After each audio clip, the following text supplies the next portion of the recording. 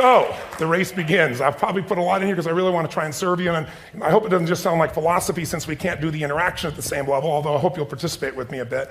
The bottom line of why I'm here is that I'm really in a position, I'm not here to motivate you, obviously, you don't need that. And a lot of times that's what people think I do, and it's the furthest thing from it. What happens though is people say to me, well, I don't need any motivation. And I say, well, that's interesting, that's not what I do. I'm the why guy. I don't know why you do what you do. What is your motive for action? What is it that drives you in your life today, not 10 years ago, or are you running the same pattern? Because I believe that the invisible force of internal drive activated is the most important thing in the world. I'm here because I believe emotion is the force of life. All of us here have great minds. You know, most of us here have great minds, right? I don't know if I'm in the category, but we all know how to think. And with our minds, we can rationalize anything, we can make anything happen. We can, I agree with what was described a few days ago about this idea that people work in their self-interest, but we all know that you don't work in your self-interest all the time. Because when emotion comes into it, the wiring changes in the way it functions. And so it's wonderful for us to think intellectually about how the life of the world is, and especially those who are very smart. We can play this game in our head, but I really want to know what's driving you. And what I'd like to maybe invite you to do by the end of this talk is explore where you are today for two reasons. One, so that you can contribute more.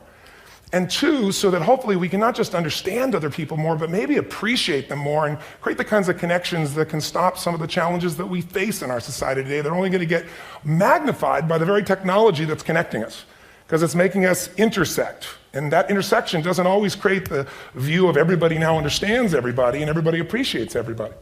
So I've had an obsession basically for 30 years. And that obsession has been what makes the difference in the quality of people's lives? What makes a difference in their performance? Because that's what I got hired to do. I got to produce the result now. That's what I've done for 30 years. I get the phone call when the athlete is burning down on national television and they were ahead by 5 strokes and now they can't get back on the course. And I got to do something right now to get the result or nothing matters.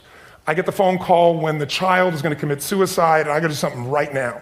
And in 29 years, I'm very grateful to tell you I've never lost one in 29 years. It doesn't mean I won't someday, but I haven't done it. And the reason is an understanding of these human needs that I want to talk to you about.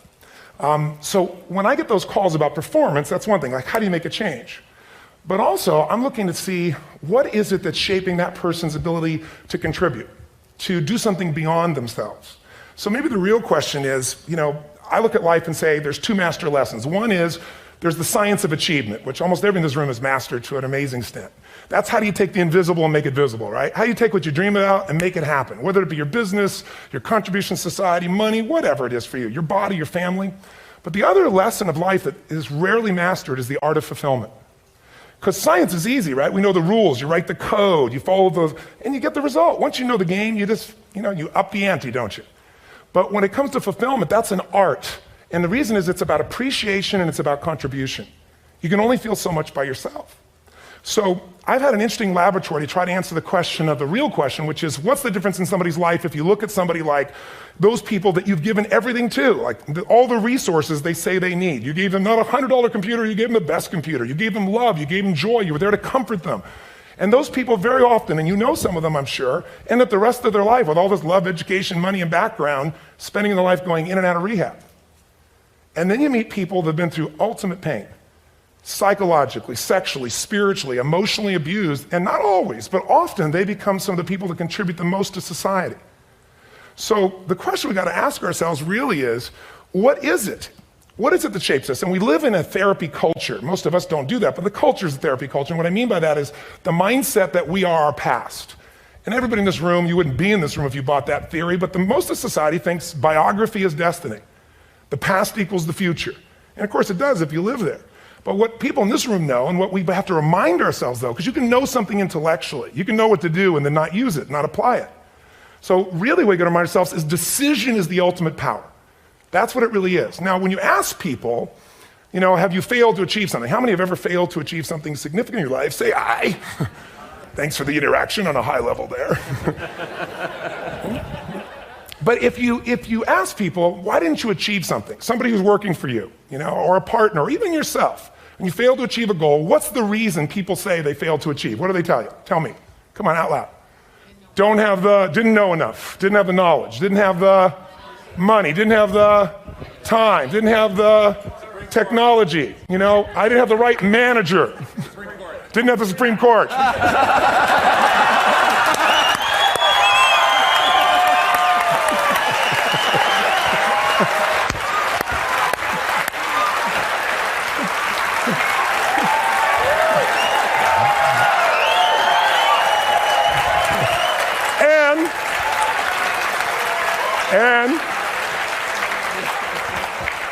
What do all those, including the Supreme Court, have in common?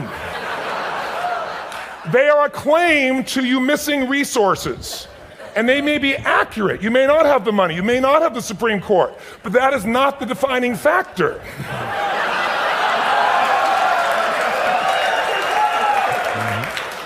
And you correct me if I'm wrong. The defining factor is never resources, it's resourcefulness. And what I mean specifically, rather than just some phrase, is if you have emotion, human emotion, something that I experienced from you day before yesterday at a level that is as profound as I've ever experienced, and if you'd communicated with that emotion, I believe you would have won.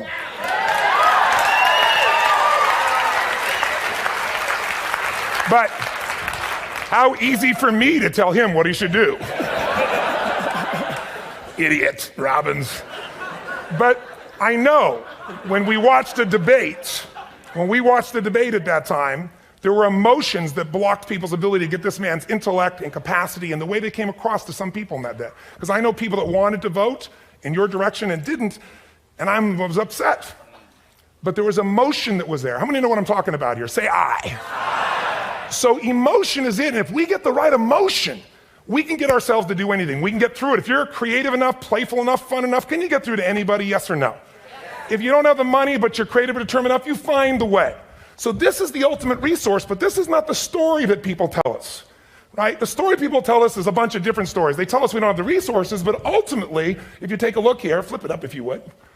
They say, what are all the reasons they have in common? We've said that. Next one, please. He's broken my pattern. But I appreciated the energy, I'll tell you that. What determines your resources? We've said decisions shape destiny, which is my focus here. If decisions shape destiny, what determines it is 3 decisions. What are you going to focus on? Right now, you have to decide what you're going to focus on. In this second, consciously or unconsciously, the minute you decide to focus on something, you've got to give it a meaning. And whatever that meaning is produces emotion. Is this the end or the beginning? Is God punishing me or rewarding me, or is this the roll of the dice? And emotion then creates what we're going to do, or the action. So think about your own life, the decisions that have shaped your destiny. And that sounds really heavy, but in the last 5 or 10 years, 15 years, haven't there been some decisions you've made that if you made a different decision, your life would be completely different? How many can think of one, honestly? Better or worse? Say I. So the bottom line is maybe it was where to go to work and you met the love of your life there. Maybe it was a career decision. I know the Google geniuses I saw here. I mean, I understand that their decision was to sell their technology at first. What if they made that decision versus to build their own culture? How would the world be different? How would their lives be different? Their impact. The history of our world is these decisions. When a woman stands up and says, no, I won't go to the back of the bus, she didn't just affect her life. That decision shaped our culture. Or someone standing in front of a tank. Or being in a position like Lance Armstrong and someone says to you, you got testicular cancer. That's pretty tough for any male, especially if you ride a bike. Right? You got it in your brain, you got it in your lungs. But what was his decision of what to focus on? Different than most people. What did it mean? It wasn't the end, it was the beginning. What am I going to do? He goes off and wins 7 championships he never won once before the cancer because he got emotional fitness, psychological strength. That's the difference in human beings that I've seen of the 3 million I've been around. Because that's what my lab. I've had 3 million people from 80 different countries that I've had a chance to interact with over the last 29 years. And after a while, patterns become obvious. You see that South America and Africa may be connected in a certain way, right? Other people say, oh, that sounds ridiculous. It's simple. So what shaped Lance? What shapes you? 2 invisible forces, very quickly. 1, state. We all have had times. Have you had a time you did something and after you did it, you thought to yourself, I can't believe I said that. I can't believe I did that. That was so stupid. Who's been there? Say I. Have you ever done something after you do it, you go, that was me. Right? It wasn't your ability, it was your state. I should be able to change that quickly, but what I want to finish with quickly here is your model of the world is what shapes you long term. Your model of the world is the filter. That's what's shaping us. That's what makes people make decisions. When we want to influence somebody, we got to know what already influences them. And it's made up of 3 parts, I believe. First, what's your target? What are you after? Which I believe it's not your desires. You can get your desires to goals. How many of you got a goal, desire, and thought, is this all there is? How many have been there? Say I. So it's needs we have. I believe there are 6 human needs. Second, once you know what the target that's driving you is, and you uncover it for the truth, you don't form it, you uncover it. Then you find out what's your map. What's the belief systems that are telling you how to get those needs? Some people think the way to get those needs is destroy the world. Some people is to build something, create something, love someone. And then there's the fuel you pick. So very quickly, 6 needs, let me tell you what they are. First one, certainty. Now these are not goals or desires, these are universal. Everyone needs certainty that they can avoid pain and at least be comfortable. Now how do you get it? Control everybody, develop a skill, give up, smoke a cigarette. And if you got totally certain, ironically, even though we all need that, like if you're not certain about your health or your children or money, you don't think about much more. You're not sure the ceiling's gonna hold up, you're gonna listen to any speaker. But while we go for certainty differently, if we get total certainty, we get what? What do you feel if you're certain? You know what's gonna happen, when it's gonna happen, how it's gonna happen, what would you feel? Bored out of your mind. So God, in her infinite wisdom, gave us a second human need, which is uncertainty.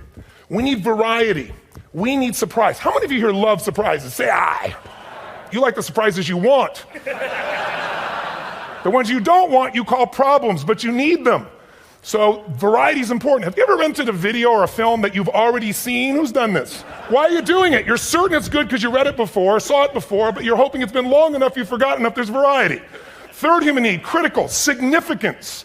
We all need to feel important, special, unique. You can get it by making more money. You can do it by being more spiritual. You can do it by getting yourself in a situation where you put more tattoos and earrings in places humans don't want to know.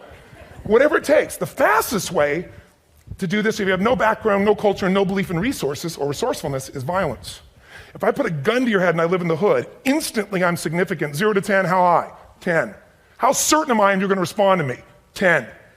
How much uncertainty? Who knows what's going to happen next? Kind of exciting, like climbing up into a cave and doing that stuff all the way down there. Total variety and uncertainty. And it's significant, isn't it? So you're willing to risk your life for it.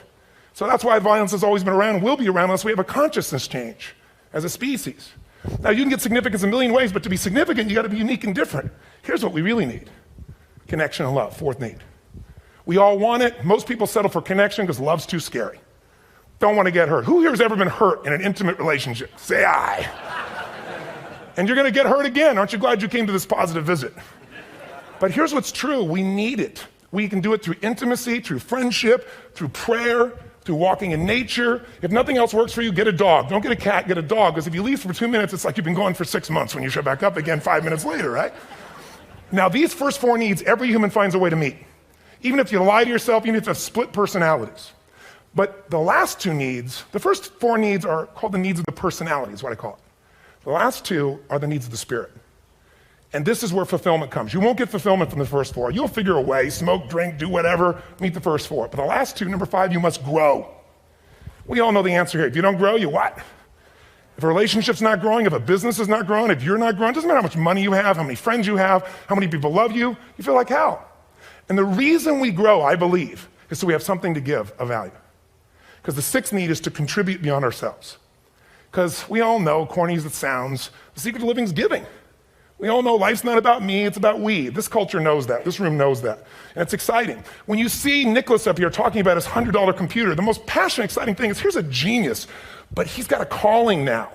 You can feel the difference in him, and it's beautiful. And that calling can touch other people. In my own life, my life was touched because when I was 11 years old, Thanksgiving, no money, no food, and we're not going to starve, but my father was totally messed up. My mom was letting him know how bad he messed up. And somebody came to the door and delivered food. My father made 3 decisions. I know what they were briefly. His focus was, this is charity. What does it mean? I'm worthless. What I got to do? Leave my family, which he did. At the time, one of the most painful experiences of life.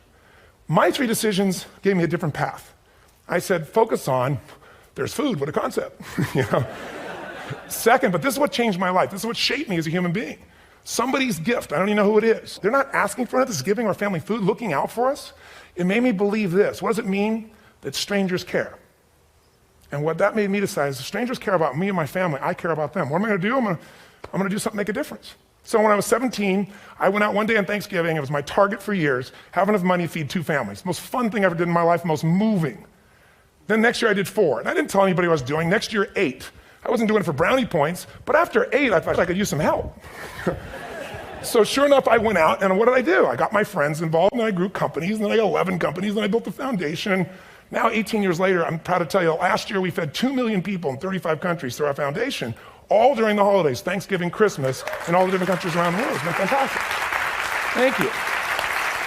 So I don't tell you that to brag, I tell you because I'm proud of human beings because they get excited to contribute once they've had the chance to experience it and not talk about it. So finally, I'm about out of time, the target that shapes you, here's what's different about people. We have the same needs, but are you a certainty freak? Is that what you value most, or uncertainty? This man here couldn't be a certainty freak if he climbed through those caves. Are you driven by significance or love? We all need all six, but whatever your lead system is tilts you in a different direction. And as you move in a direction, you have a destination or destiny. The second piece is the map. Think of that as the operating system tells you how to get there. And some people's map is, I'm gonna save lives even if I die for other people, and they're a fireman. Somebody else says, I'm gonna kill people to do it. They're trying to meet the same needs of significance, right? They want to honor God or honor their family, but they have a different map. And there are 7 different beliefs. I can't go through them because I'm done. The last piece is emotion. I say one of the parts of the map is like time. Some people's idea of a long time is 100 years. Somebody else says is 3 seconds, which is what I have.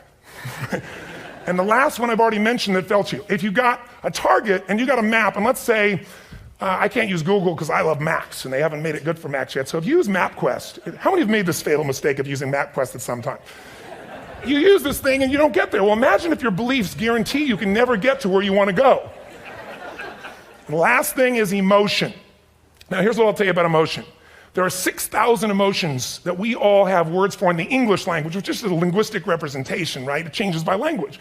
But if your dominant emotions, if I have more time, I have 20,000 people or 1,000, and I have them write down all the emotions that they experience in an average week. And I give them as long as they need. And on one side they write empowering emotions, the other is disempowering. Guess how many emotions people experience? Less than 12. And half of those make them feel like so they got 5 or 6 good frickin' feelings, right? It's like they feel happy, happy, excited, oh shit, frustrated, overwhelmed, depressed. How many of you know somebody who no matter what happens finds a way to get pissed off? How many know somebody like this? Or no matter what happens, they find a way to be happy or excited. How many know somebody like this? Come on. When 9/11 happened, and I'll finish with this, I was in Hawaii. I was with 2,000 people from 45 countries. We were translating 4 languages simultaneously for a program that I was conducting for a week. The night before was called Emotional Mastery. I got up, had no plan for this, and I said, we had all this fireworks, I do crazy fun stuff. And then at the end I stopped, and I had this plan I was gonna say, but I never do what I'm gonna say. And all of a sudden I said, when do people really start to live? When they face death. And then I went through this whole thing about if you were gonna get off this island, if 9 days from now you were gonna die, who would you call, what would you say, what would you do? One woman, well that night is when 9/11 happened. One woman had come to the seminar, and when she came there, her previous boyfriend had been kidnapped and murdered. Her friend, or her new boyfriend, wanted to marry her, and she said no. He said, if you leave and go to that Hawaii thing, it's over with us. She said it's over. When I finished that night, she called him and left a message, true story, at the top of the World Trade Center where he worked, saying, honey, I love you. I just want you to know, I want to marry you. It was stupid of me. She was asleep, because it was 3 a.m. for us, when he called her back from the top and said, honey, I can't tell you what this means. He said, I don't know how to tell you this, but you give me the greatest gift because I'm going to die. And she played the recording for us in the room. She was on Larry King later. And he said, you're probably wondering how on earth this could happen to you twice. And he said, all I can say to you is, this must be God's message to you, honey. From now on, every day, give your all, love your all. Don't let anything ever stop you. She finishes, and a man stands up and he says, I'm from Pakistan, I'm a Muslim. I'd love to hold your hand and say I'm sorry, but frankly, this is retribution. I can't tell you the rest because I'm out of time.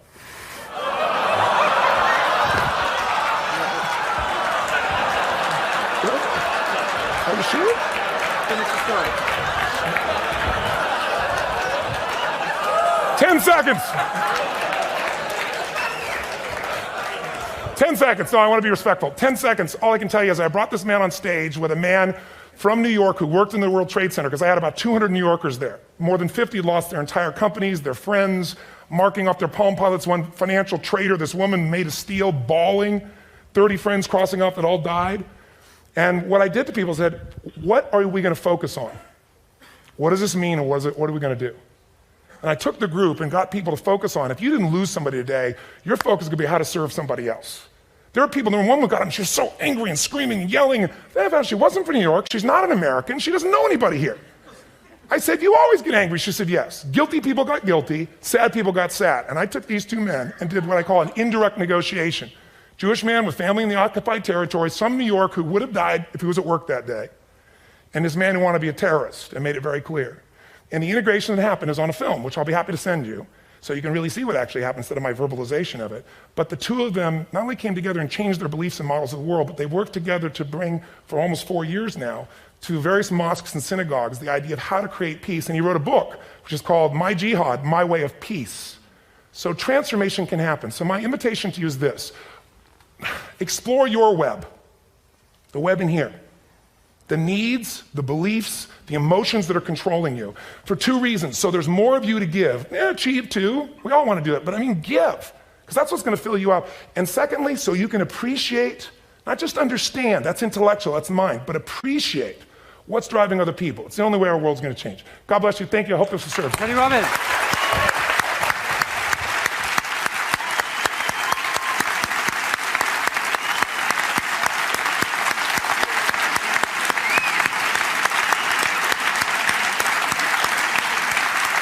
Tony, come back up here.